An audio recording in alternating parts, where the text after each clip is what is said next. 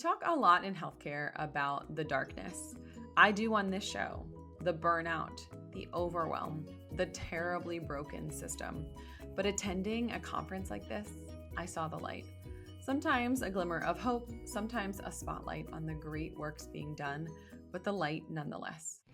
Welcome to the PA is In, the show created by PAs for PAs, where codependency with your supervising physician is a thing of the past, optimal team practice is the future, and physician associate has taken the place of physician assistant as the professional title of choice. I'm Tracy Bingaman, and I'm obsessed with redefining what success as a PA looks like and what it feels like. Here you'll find the mindset shifts, systems, and processes I use to escape healthcare burnout and integrate my work into my life. Work-life balance is a myth, and an integrated life where you thrive professionally, not a balancing act, is the goal here. My mission is to help you to grow into a unicorn PA who loves their job, has abundant energy, time to spare, and work-optional financial freedom. The PA is in. Welcome, welcome, welcome. Feeling a little bit like Mr. Rogers. Does he say that? If you're new here, welcome to the PA is in. If you are a loyal or returning listener, welcome back. You know that I am so glad that you are here. The PA, she is in. I am in. I'm here. How do I say that with proper grammar? The PA, she's in, but I'm talking about myself and then in the third person. I digress. I am freshly back from Denver AAPA 2025 annual conference. And what a whirlwind attending a huge scale national conference like that is. Thousands of PAs gathered from across the country and even around the globe. From the main stage energy to the House of Delegates updates to career fairs, jam-packed CME sessions, late night conversations, and a lot of hotel hot chocolate with oat milk. It's simply a lot. Attending a national conference like this can leave you feeling both energized and exhausted, like you need a vacation from your vacation, which it truly is a business trip, not a vacation or a work trip, no matter how much fun that you had while you were there. But honestly, aside from that exhilaration and a touch of that exhaustion, I came home feeling something else entirely: hope.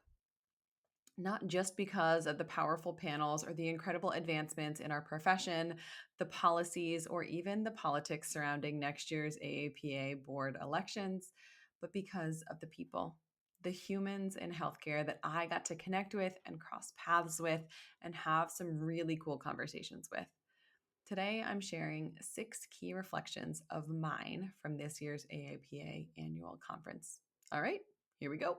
You know what's underrated? Feeling seen. That's what happened the first time I logged into Sermo. The questions? Spot on.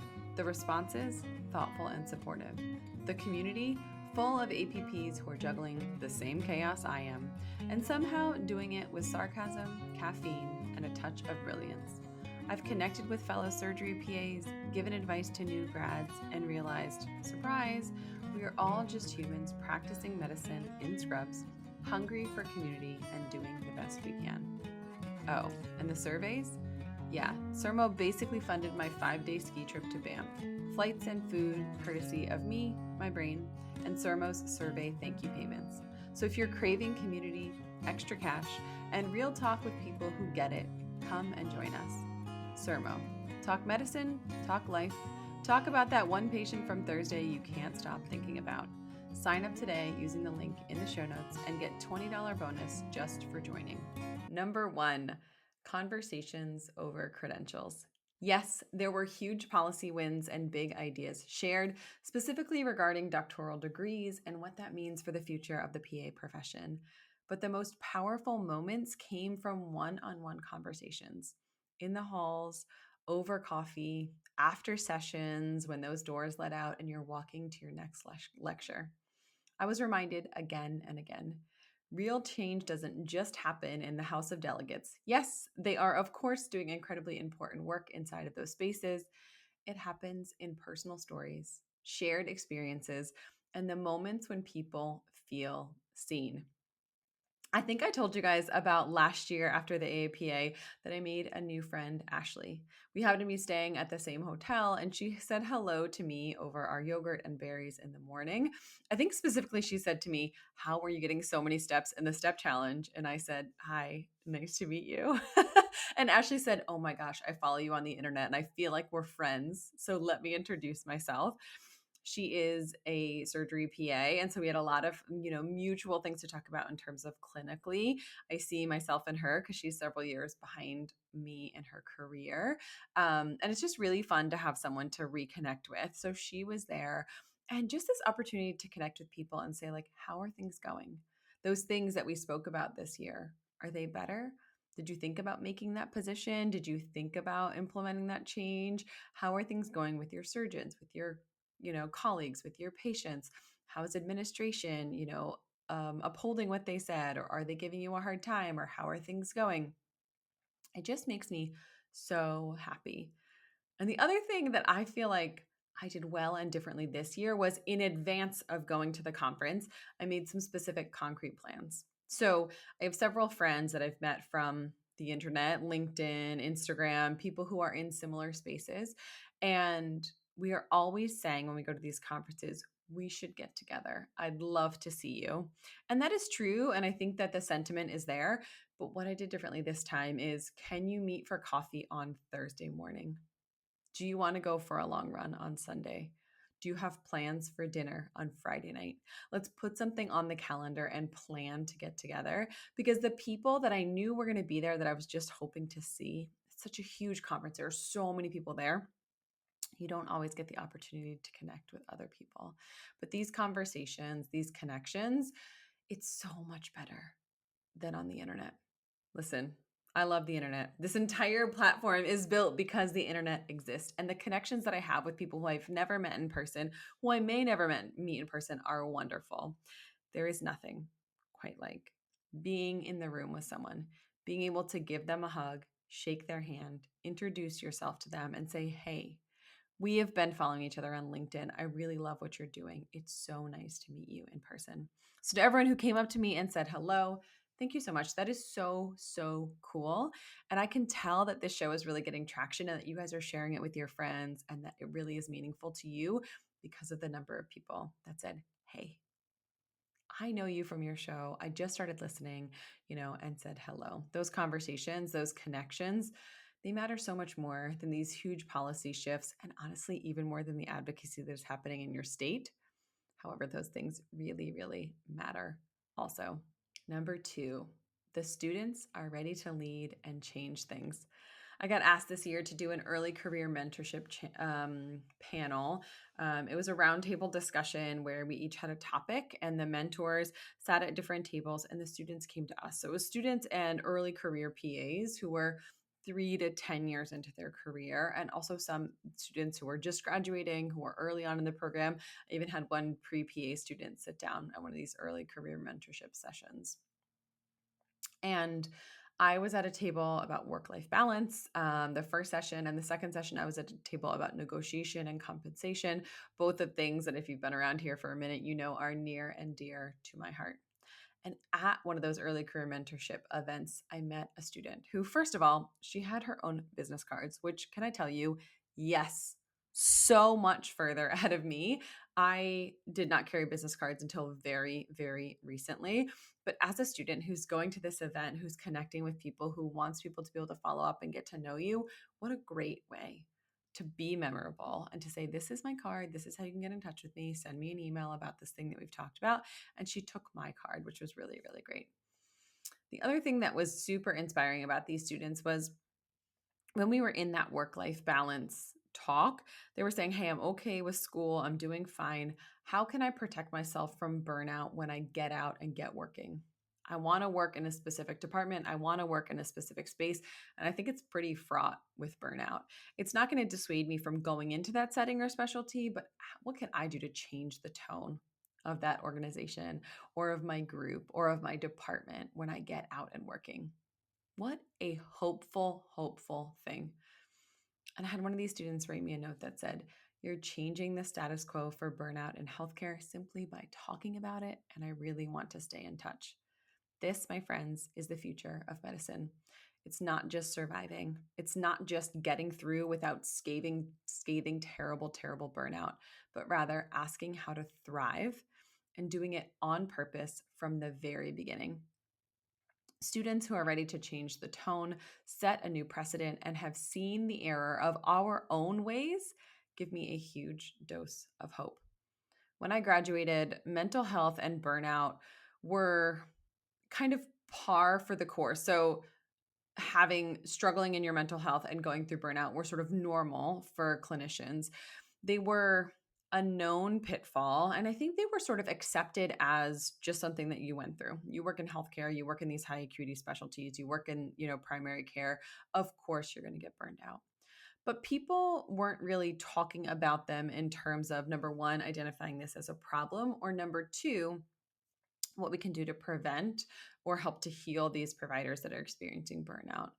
I don't remember lectures in school. I know it's now part of the art curriculum, but I don't remember lectures in school talking about work-life balance or being specifically aware of the risks of burnout to myself, to my career trajectory, my relationships, or my health. The fact that students and early career providers are leaning into discussions around work-life balance, how to avoid or recover from burnout before they are even graduating, brings me joy. I wish we didn't need the newly graduating providers or the people who are early career to be on such high alert about burnout, but it is a huge problem, and ignoring it is not going to make it better. But I love that they are aware and that they are ready to change things. The fact that it's top of mind with this next generation of students on the precipice of becoming providers and providers who are just getting their boots on the ground as clinicians is both life-giving and hope igniting for me. Next one, energy paired with curiosity leads to transformation. Everywhere I looked, people were asking better, more dialed in, more specific questions. How do I set boundaries in my current role or my next role? What if I want to work part-time? Can I still make an impact? How can I protect my mental health and build a successful career? As a leader, how can I lead by example and help my team build their own boundaries inside of a culture that isn't very friendly with us taking time off or time away? The current group of clinicians is no longer willing to wait for change to be thrust upon them. We are eager to create that change and to be that change inside of the healthcare system. We're no longer waiting for the system, which has proven time and time again to not prioritize us, to swoop in and save us. The tide is turning, and providers are really ready to create that tide themselves. This generation isn't waiting to be handed solutions. They're showing up with ideas, passion, and purpose, and it's contagious in the best way. It struck me that the clinicians asking these questions aren't waiting for change to be handed to them in a nice little package in someone's, policies or procedures, that they're not waiting for a better system to magically appear. That they're building it themselves, question by question, action by action, and boundary by boundary. The tide is turning, and more importantly, the providers are becoming that tide. There is a spark in the air. I think equal parts made of frustration by the way that the current system has treated us and inspiration. And it's catching fire in the best way possible. This group of clinicians isn't asking for permission. They are bringing powerful ideas into every room that they enter, and they're willing to do the work to implement those ideas and make them a reality. And let me tell you, that kind of energy is absolutely transformative. And it's the reason that you come home from some of these get-togethers energized and feeling like hope is absolutely on the horizon for the profession. Have you ever opened a CT, MRI, or X-ray and felt a wave of self-doubt? You're not alone. Whether you're a new grad or stepping into a new specialty, reading imaging can be one of the most intimidating parts of clinical practice. That's where Guardian Light CME comes in. This interactive, case-based tool helps you to sharpen your imaging skills and earn CME while you do it. Start now at zaronlabs.com/guardianlight and use the code Tracy10 for 10% off. You'll review real-world cases with clinical context, scroll through the actual imaging just like when you review imaging at work, And here's the best part. Test your eye by toggling key findings on and off to see if you can catch them on your own first. You'll find real imaging impressions, clear teaching points, one-click CME certificates, and new cases sent directly to your inbox each and every week. You get to see it, know it, and catch it before it matters most in real life. Are you ready to gain clinical confidence and read images with ease? Head to zaronlabs.com/guardianlight. That's ZAURON labs.com/guardianlight, LITE, with the code Tracy10 for your discount. Number 4, entrepreneurship is in the air. I had the honor of speaking on a panel about entrepreneurship, and let me just say, there were almost 100 PAs in that room who are already in the trenches in terms of building a business, making an impact, having a side hustle. And then a group of them, who I would call entrepreneurially curious. Clinicians are no longer being defined by the term clinician, practitioner, provider, PA, NP. They are becoming CEOs, founders. They are launching and building their own brands and starting companies. These are clinicians building side gigs, launching startups, creating content, doing things like writing, consulting, coaching, you name it. And if that, my friend, is you, if you are in that entrepreneurially curious group, check out the side gig guide. I have 48 side gig ideas cultivated specifically for clinicians, some of which you can do from home at tracybingaman.com/gig. I will link it in the show notes for you. It was so incredible to witness how many of us are leveraging our clinical backgrounds and our creativity and our specific skills to build new paths.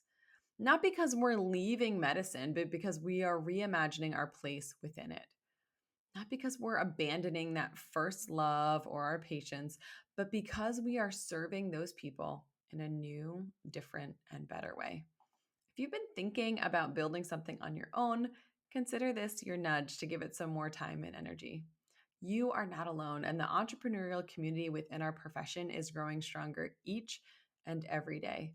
Entrepreneurship for clinicians is in the air, and as someone who's been doing this for a number of years, I am absolutely positively here for it. Number 5, there are some pretty amazing companies serving PAs and the patients that we take care of. One of the most inspiring parts of the conference, which I think I just missed earlier when I didn't have a true understanding of what it meant to build one of these companies or serve people in this way, was spending time in the expo hall. Not just grabbing swag, although let's be honest, I do love a good water bottle.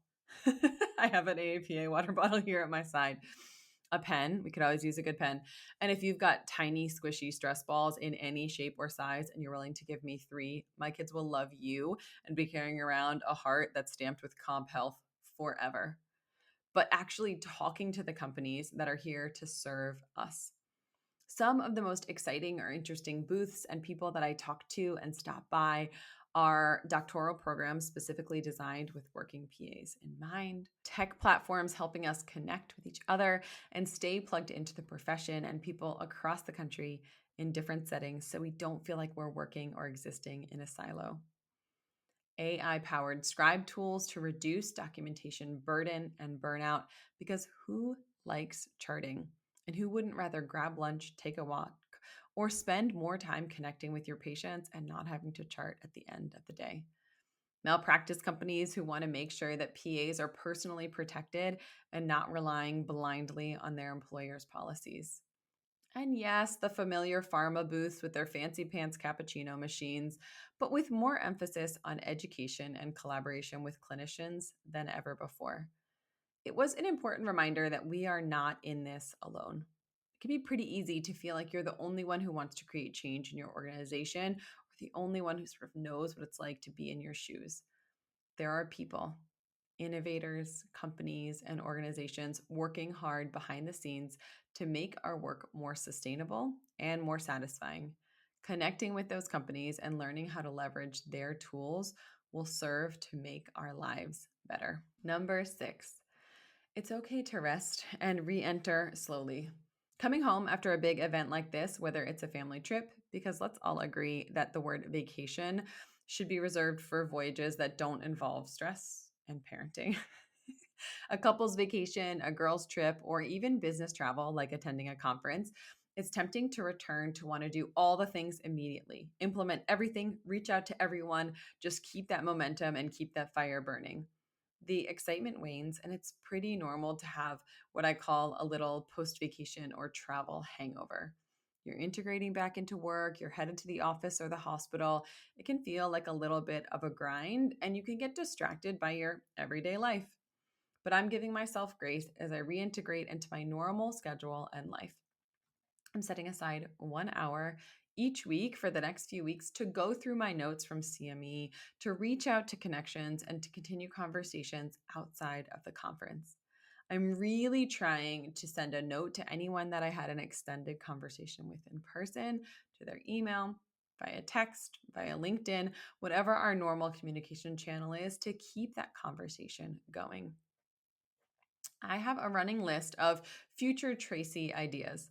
In corporate jargon, I think they would call this the parking lot. Did they do that when they were doing epic training for you? We'll put it in the parking lot. For things that I do want to do, I want to circle back to, I'm excited about, but they're not happening this week or even this month, but that I want to happen in the future. And then recharging before jumping into action. There are a lot of things about my life and for me personally that work best when they're on a schedule and a routine and they happen in that normal rhythm of life. It's okay to take a break, take a nap, reinstate that normalcy before you try to make a new program for preoperative workup for your patients or talking to administration about the fact that you have been wildly, terribly overpaid for all of these years. We don't have to hustle our way into change. We can breathe and rest our way into normalcy and get up the energy to fight those fights and have those conversations. That is absolutely okay too. We talk a lot in healthcare about the darkness. I do on this show, the burnout, the overwhelm, the terribly broken system. But attending a conference like this, I saw the light. Sometimes a glimmer of hope, sometimes a spotlight on the great works being done, but the light nonetheless.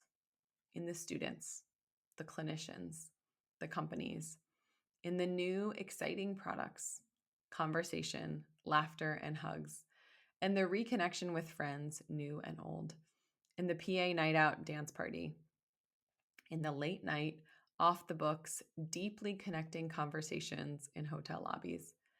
It reminded me that even in this healthcare system that is broken and flawed and imperfect, hope isn't naive. Hope is the fuel. And yes, I know that hope is not a strategy and hope is not going to fix everything. But without that hope, the plan, the inspiration, the energy to create change in the healthcare system doesn't exist. It can't happen. That hope matters. So here's my question for you. What gives you hope for the future of our profession? Send me an email, themoneypa@gmail.com. Send me a message on Instagram or on LinkedIn. Leave a review, share this episode, and tag me with what gives you hope about the future of healthcare and this profession. Specifically, I want to hear from you. Thank you, as always, for tuning in to another episode of The PA is In. This PA is out. Congratulations, you've just joined an awesome club. By listening to a full episode of The PA is In, you are officially on the Unicorn PA team. Welcome aboard. What most team members do is they subscribe to the podcast because that allows them to automatically get the latest episode of the show. The life of your dreams exists on the other side of taking action. Keep making small shifts and keep getting better. Your life will improve, your career will soar, and you will have the confidence you need to create your own success. I will see you in the next episode. This PA is out.